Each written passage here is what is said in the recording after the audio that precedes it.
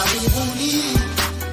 Welcome tuelimishwe kwa masuala ya jamii, tuchunguze sana mbalimbali, tujuze juu ya matukio ya kila pembe, tuwapa burudani kwa familia nzima.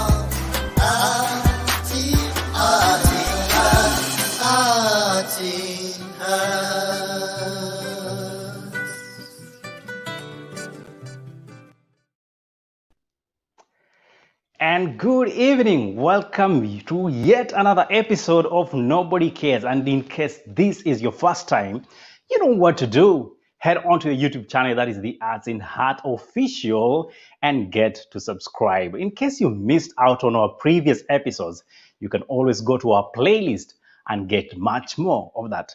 Now, into tonight's specific topic of discussion. We want to talk about what we call nobody cares. And in this case, you can't fix the past. You can't fix the past because there's nothing you can do about it. You can't fix the past because it is the past. Many a times we struggle trying to think and find reasons as to why things happened the way they happened in the past. Most of the time we try to look at it and try to imagine we would have done something different about it. But tonight, we want to discover what other ways can we look at the past and get to learn from it. So point number one, I need us to remember one thing, that don't let the past define your present. Don't let the past define your present. I will take you to some stories when we were young. And some of those stories include, for many of you that are watching tonight, is I come from a humble background. You know, a humble background today in our society is a background that defines an individual that never had it all when they were growing up. I remember days we would go to school and look at it and say, okay, school, I hate this school. I wish I went to a school that my neighbors go to, because probably they drive to school in big cars, they go to school and their school, they are served lunch. And you know, there are all those things that are happening. But on the contrary, what you had is what you could afford. Your parents only gave what they could afford to give you. And there is nothing, absolutely nothing you could do about it. We have people that come from families that they didn't know what breakfast was. They would probably eat late lunch or about 4 p.m. or thereafter. They will have their early dinner, and then they will drink water until morning comes, and they had to survive. So we are walking our lives every single day trying to condemn our past because it defines who we are. When we are walking through the streets, the first thing we look at is, oh, you know, I'm like this because my father was so and so. My father was not important enough in the society. My mother could not make this and this end meet. And therefore, this defines who you are. So every single morning, every single afternoon, every single evening you walk, you remind yourself, I'm a failure. I'm a failure. Because you come from a generation that nobody knew success. You come from a generation that your name meant nothing. You come from a generation that every single day they mentioned your family, the only thing they associated your family with was poverty. I know we look at some of the things we had when we were young, and we blame probably our parents for not being able to provide them as they were supposed to. Case in point, there are people who probably for breakfast, they will have chips and sausages, okay? And you, on the other hand, you had sweet potatoes. You know, I was laughing the other day in our family group, and we were reminding ourselves how our dad used to make us believe taking tea with sugar was actually poisonous for our health. And we will constantly eat sweet potatoes every single morning in, morning out with strong tea. For those who understand what strong tea is, this is tea, the black tea, without any sugar in it. And if you test it for those who actually consume sugar, you will know that it's not so tasty. But to make breakfast, we will then eat this with sweet potatoes. And every single day, when you asked us even why do you need sugar, we didn't find reason why you needed sugar, because there was sugar in the sweet potatoes. At that time, if anybody asked me, we would say probably we were poor. We didn't have the means. We were not like some of our family members that will actually eat chips and sausages for breakfast. And therefore, that defined our family unit. That defined the kind of status we had, because all we had was sweet potatoes. Looking back now, I can dare you, if you walk to a supermarket, if you walk to that grocery store, you will find that purchasing these 3 or 4 pieces of sweet potatoes is the most expensive things. Do I need to remind you that actually today that is the rich man's food, whereas we are eating bread like normal people? The rich man's food, they'll be eating yams, they'll be eating arrowroots and sweet potatoes and these organic meals. And for us tonight, that is a struggle to afford. See, these are things that defined us, and we looked at them as a disadvantage in the society. We looked at them as a demeanor. We looked at them like things that defined what poverty was, because that's what it was. For those who have no idea, the lifespan of potatoes was one. There will be the normal harvest, and after the normal harvest there'll be the growings that come after the normal harvest, because you rip out everything and then you have your harvest, and then the remnants start growing into smaller ones. And in my village, that word was called sindombera. So to harvest those little tiny things and have them for breakfast was actually a miracle for a family that didn't have a meal.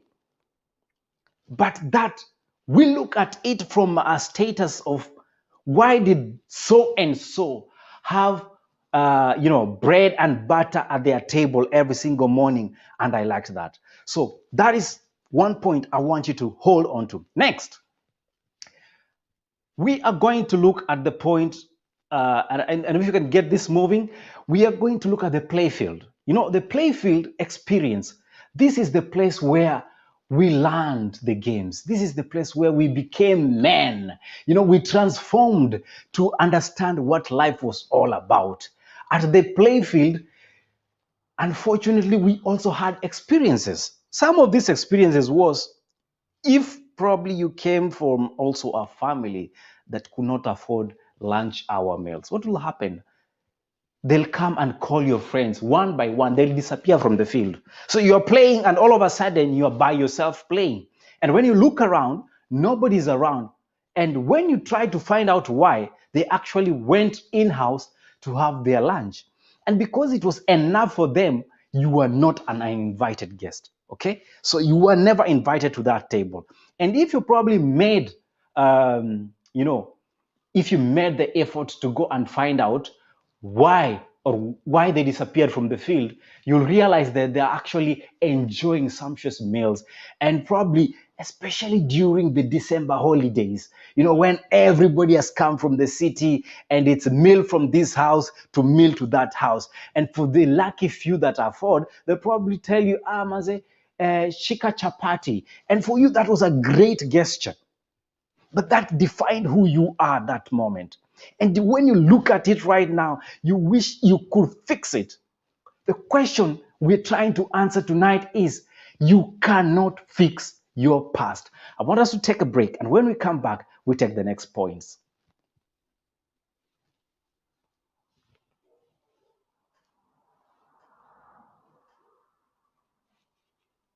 Let's take a break.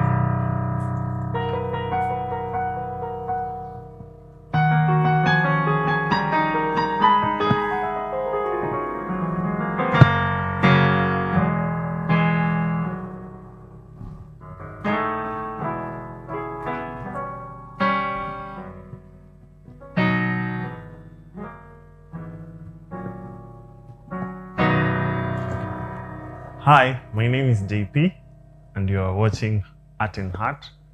Please follow us on our YouTube channel, like, subscribe, and share. May God bless you.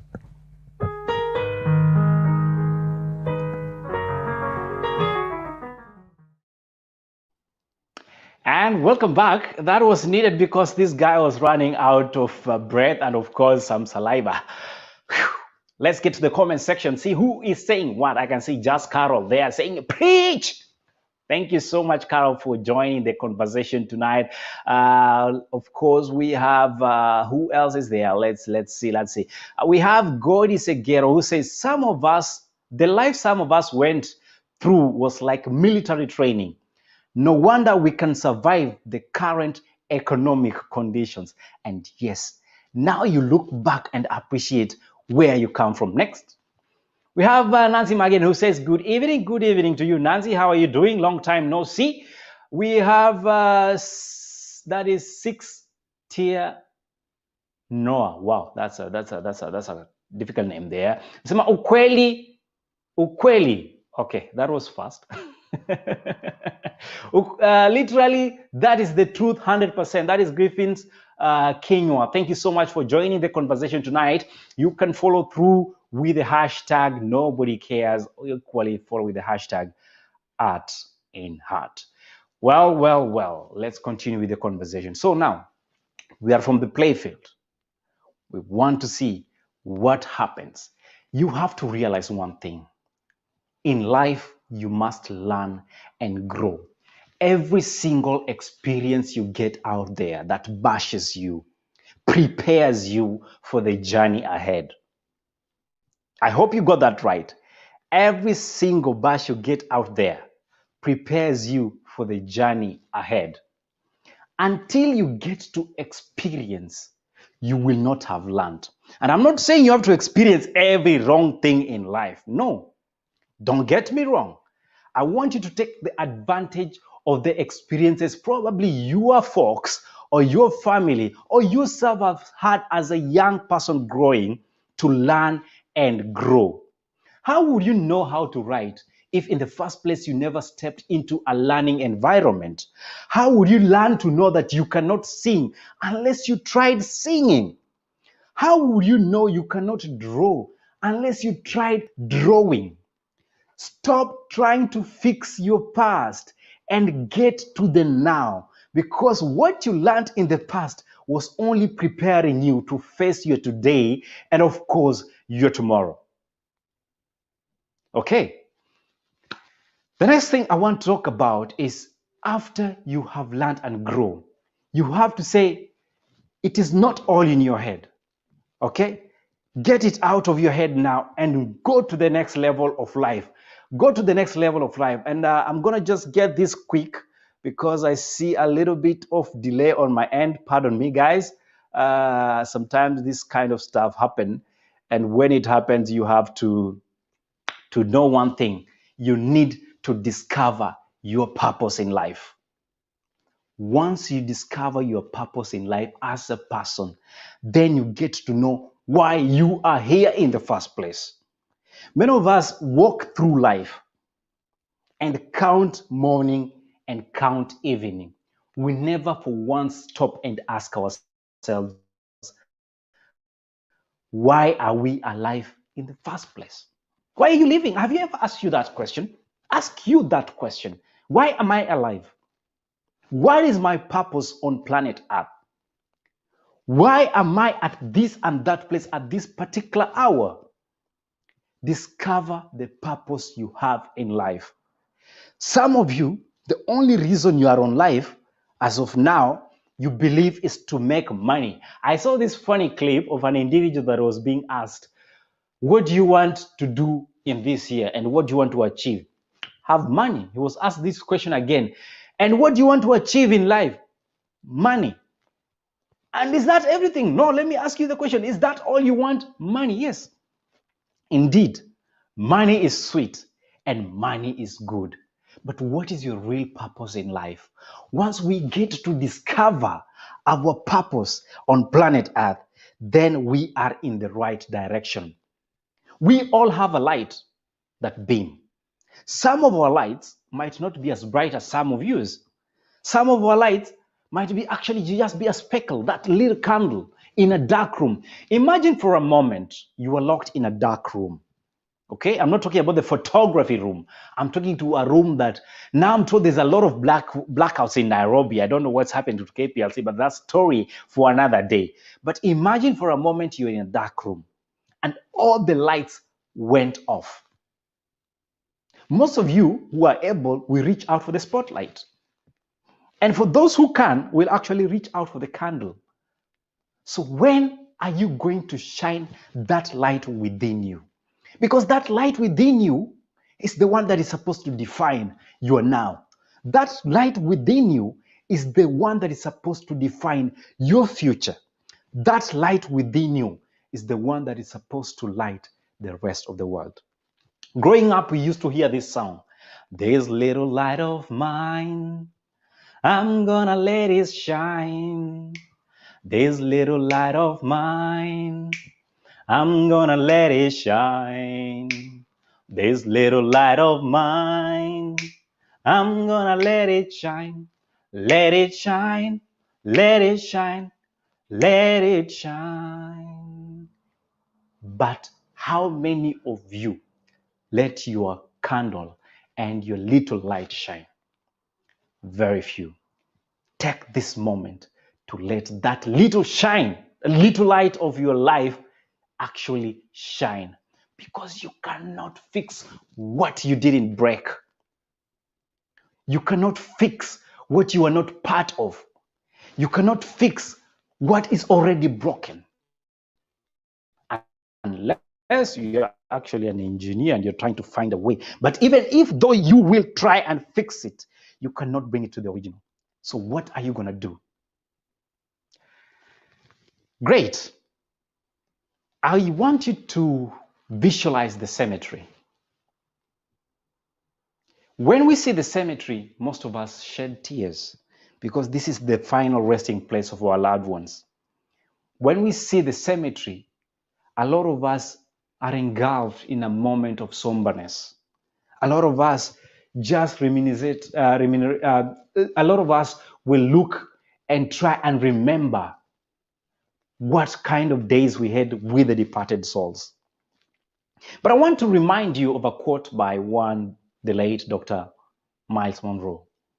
And it starts by saying, and I quote, "The wealthiest place," let me just get that right, "the wealthiest place in the world is not the gold mines. The wealthiest place in the world is not the gold mines of South America or the oil fields of Iraq or Iran. They are not the diamonds or the diamond mines of South Africa. The wealthiest place on the planet is just down the road. It is the cemetery. There lie buried companies that were never made." I hope you're following me. Best-selling books that were never written and masterpieces that were never painted in the cemetery is buried the greatest treasure of untapped potential. Dr. Miles Monroe. We sit every single day and live life and let life pass by us. Okay? And when we walk to the cemetery, all we say is RIP. And once all of us are done with this life, because that is the maximum of it, we will have the RIP sign. How many of us are going to walk with our potentials and bury them 6 feet under? How many of you that are watching tonight can look back and say, "There once lived a man"? How many of us will let their dreams get buried with them because we are too scared to face the now because our past defined who we are. Every single morning, you woke up and everybody told you around you, you will never be good enough. So every time you walk around, you tell yourself, I'm not good enough. I'm not good enough. I'm not good enough. I will never be good enough. And that becomes you. You take it to the grave. Sometimes I talk to people and friends, and some of them tell me things that hurt my feelings. And some of them are like, especially people that are struggling with body weight, people that are struggling with their image. They will constantly make remarks trying to find you to justify how they are feeling and reassure them. But they are not looking for reassurance. They are looking for confirmation that they're actually ugly, if that's the word, or they are actually overweight, or they are not good enough as per the standards that we've set for them in the social media. So we are walking every single day telling ourselves, I'm ugly, I'm stupid, I am this, and I'm nothing good. And that's who I am. Every single day we wake up, we rehearse those words. They get into our heads and it sinks in deep and deep and deeper. And what happens is we walk with all the ambitions we had to the graveyard. Every single day, do we tend to ask ourselves the important questions? What if I change the narrative? I want you to change the narrative, starting with that person that actually have low self-esteem. And I'm not saying that life will be easy for any of us. I'm not saying that every single day it will be a day to smile and laugh about. No, life will always kick us hard, but it's not meant for the weak. But for that one and each one of us that is struggling with self-esteem, especially because of how we look, I want to tell you and remind you one thing. I know we don't read the Bible, most of us. I know we are not the Quran, most of us. But there's one thing. We were made in the likeness and the image of God. So walk around with that word in you. I am the image of God, fearfully and wonderfully made. I want you to write it there. Fearfully and wonderfully made. Guess what? God did not create us to be dumb. All of us have been given special skills. All of us have been given special talents. Remember one thing, that your talents will bring you before the kings. Tap into your talent. Tap into your skills. Tap into that prophecy that I am good because I have been made and created in the image of God. Shine that little light. Yes, do shine that little light, I repeat, because at the end of the day, you determine the miles you will travel. Because nobody else cares. And it's all always in your mind. I hope, guys, we had a great time tonight. I know I've done a lot of soliloquy or monologue, if I will call it, but I want to invite you as we continue with these conversations to be part and parcel of the family. Come the month of February, I know last week somebody told me I was rehearsing my own words, but come the month of February 11th, we'll be restarting with season 3 of Art in Heart. I want to invite you to be part and parcel of that great program. We'll be looking at leadership. We'll be looking at integrity. We'll be looking at responsibility. We'll be looking at love. We'll be looking at tolerance and cohesion. And if you ask me why, my answer is simple. We need those conversations as Kenyans, as the universal village, and we need to create an environment that all of us can communicate and have conversation about things that resonate to our needs. Until next time, I wish you a great week ahead. And remember, on Thursday, I'll be right here with one Eshuchi Lumumba. Yes, finally he is showing up as we do the perspective right here on Art in Heart and Likuyani Eli. See you next week. And right now on Thursday, yeah, see you on Thursday. See you on Thursday. See you next week on the Nobody Scares Show. And on Friday on the Love Edition with Dr. Fix It.